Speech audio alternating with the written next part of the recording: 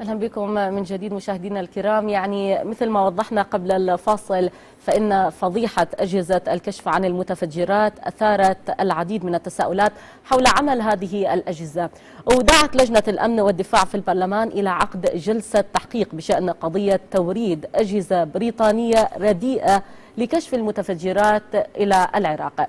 طبعا كانت الحكومة البريطانية حظرت تصدير أجهزة كشف المتفجرات اللي وصفتها صحيفة التايمز بالزائفة. طبعا بحسب هذه الصحيفة أكثر من 1500 جهاز من هذه الأجهزة بيعت إلى قوات الأمن العراقية من قبل شركة راح نشوفها الآن بالتقرير، شركة اسمها ATSC، اللي كانت تدعي هذه الشركة أنها لديها أجهزة تكشف المتفجرات. هاي الأجهزة طبعا تستخدم في أغلب نقاط التفتيش في بغداد، وفشلت في منع تفجيرات السيارات الملغومة اللي راح ضحيتها المئات. البي بي سي أذاع تقرير كان خاص بهم حول هذه الشركة وعملها وصاحب هذه الشركة والتفجيرات. قمنا بقناة البغدادية وفي برنامج ساعة ونص بترجمة أجزاء من هذا التقرير. راح نشوف مقاطع مهمة ونرجع لكم لمناقشة هذا الموضوع مع ضيوفنا الأعزاء. كشفت تحقيقات جديدة أن أجهزة متفجرات بيعت من قبل شركة بريطانية إلى العراق. هذه الأجهزة ببساطة لا تعمل.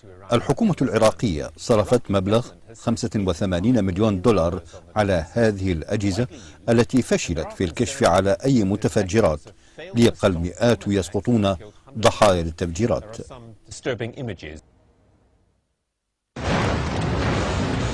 The advert is dramatic, the claims it makes even more so. The ADE 651 has a wand meant to point out explosives with the help of a special programmed card, and all powered by no more than the operator's static electricity. الآلاف من هذه الأجهزة بيعت في العراق، حيث اشترى العراق الآلاف من ADE 651، وهي ببساطة لا تعمل. والحكومة أنفقت ملايين الدولارات، لكن النتيجة كانت أرواح العراقيين.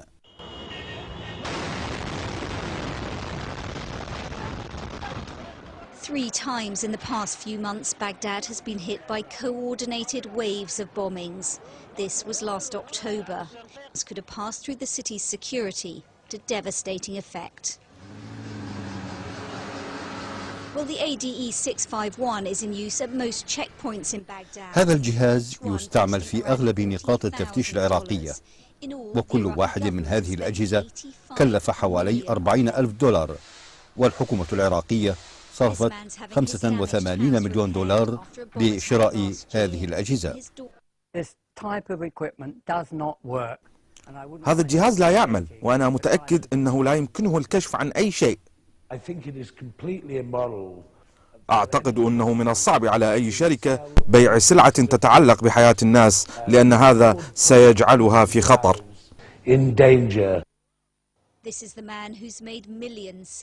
جيم ماكوريميك هو الرجل الذي جنى الملايين، وهو صاحب شركة ATSC. رفض الظهور على شاشات التلفزيون في بريطانيا، لكنه في لقاء سابق شرح عمل هذه الأجهزة وأصر على عدم إظهار وجهه.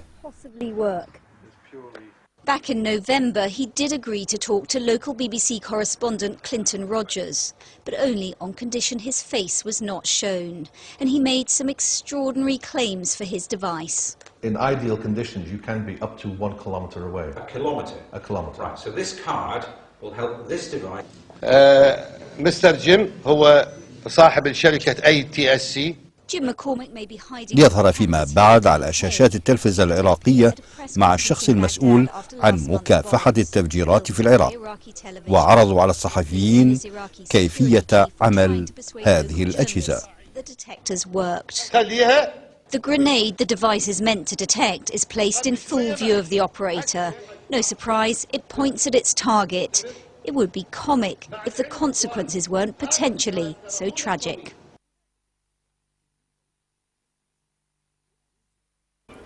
طبعا مثل ما شفنا بالتقرير مقر الشركة والدعاية لهذه الأجهزة. ورحب بضيوفي الكرام الدكتور مظهر التميمي، عالم عراقي، أهلا وسهلا بك دكتور مظهر، والدكتور خضر أحمد طبيب أخصائي الأشعة، أهلا وسهلا بك دكتور خضر. أهلا بك أستاذ. البداية مع الدكتور مظهر. دكتور، شفت التقرير، ويمكن احنا في البغدادية تكلمنا عن هذا الموضوع قبل 8 أشهر وقامت الدنيا وما قعدت.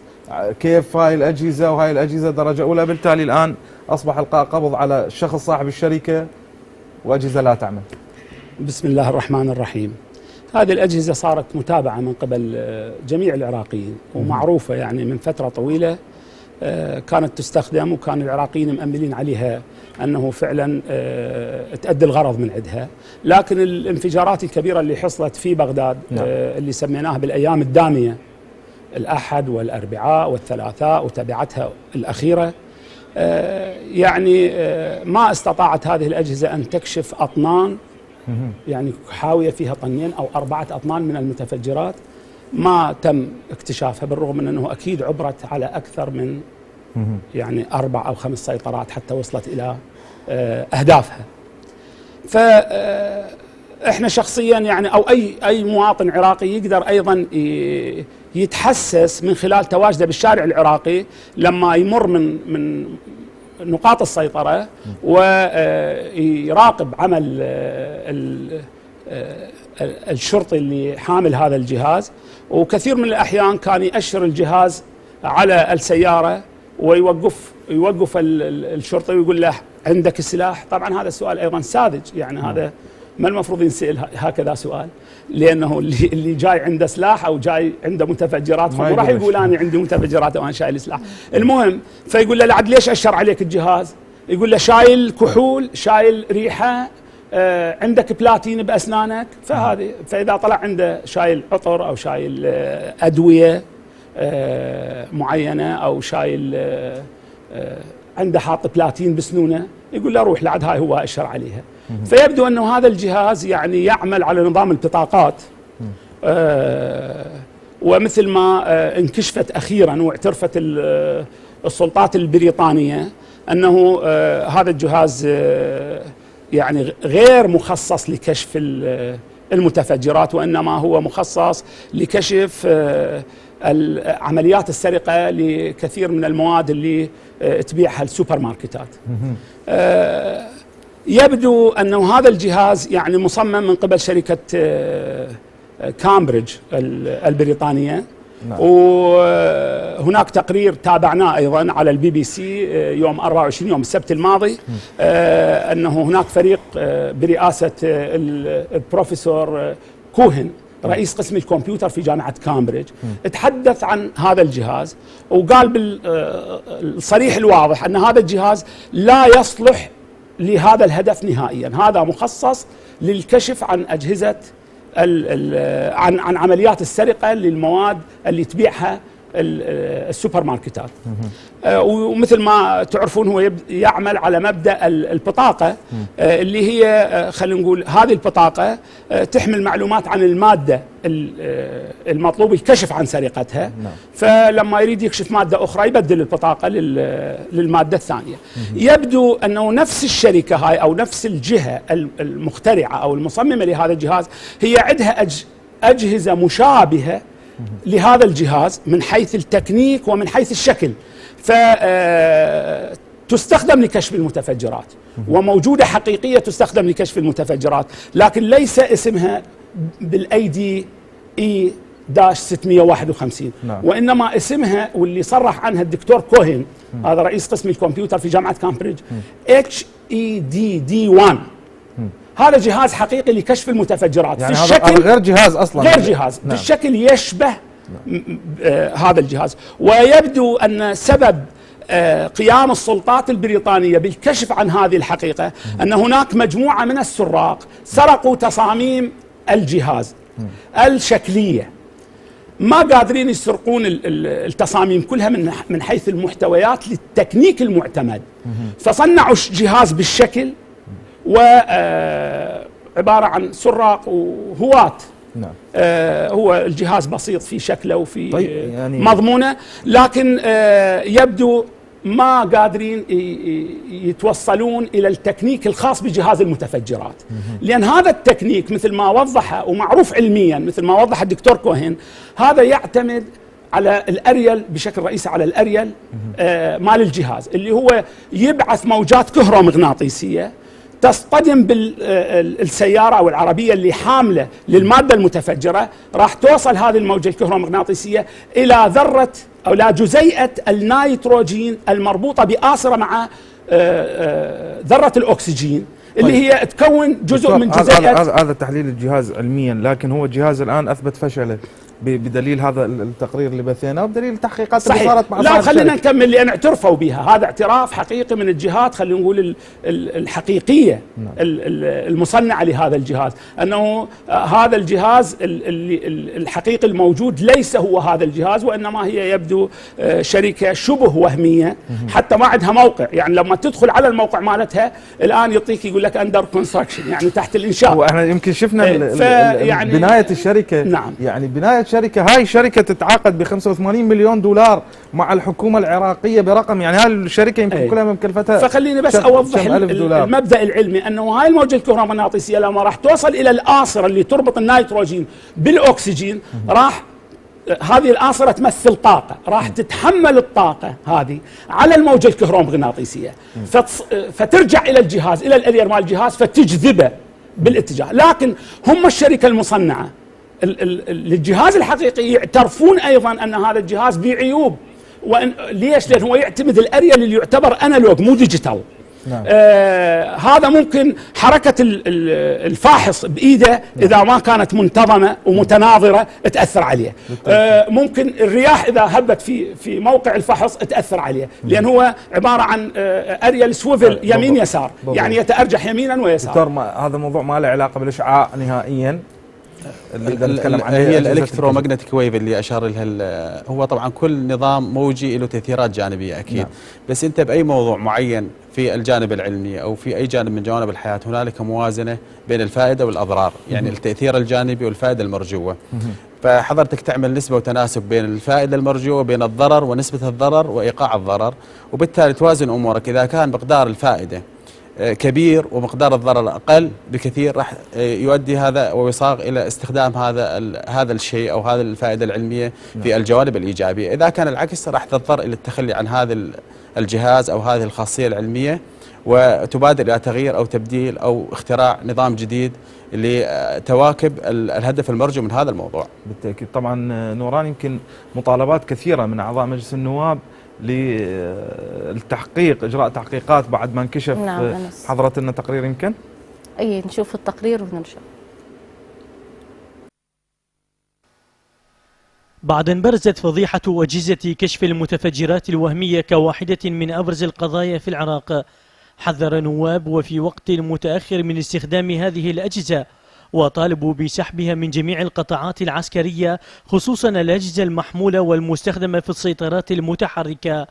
التصريحات بدأت تتصاعد بالمطالبة بإجراء تحقيق فوري في قضية توريد أجهزة رديئة لكشف المتفجرات إلى العراق. اقترحنا سحب هذا الجهاز، يعني من غير المعقول أن يبقى الشعب العراقي يدفع ضريبة صفقة فاسدة بمزيد من الطوابير والتأخير في نقاط التفتيش على خلفية أجهزة فاشلة ولا تعمل، وثبت فشلها من قبل المنشأ واعتراف المنشأ، وهي بريطانيا اعتراف المنشأ بأنه هذه الأجهزة لا تصلح لكشف المتفجرات. وبهذا تحققت الشكوك في قدرة هذه الأجهزة على كشف المتفجرات بعد إخضاعها لاختبارات أظهرت أنها ليست مناسبة لكشف القنابل. الحكومة العراقية أنفقت أكثر من 80 مليون دولار على شرائها، فإن الشكوك بنزاهة تلك العقود ظهرت واضحة من قبل نواب في البرلمان، فيما استبعد آخرون أن يلجأ البرلمان لمناقشة هذا الموضوع بسبب انشغاله بالدعاية الانتخابية على حد قول نواب. كلفة مبلغ كبير جدا حسب معلوماتي الصحفية اللي قاريها 85 مليون دولار، وهذا مبلغ كبير. وإذا لو كانت هذه الأجهزة فاعلة لما حدثت كل هالتفجيرات في بغداد. واضح أنه هنالك شبكة متورطة في عملية استدراج هذه الصفقة.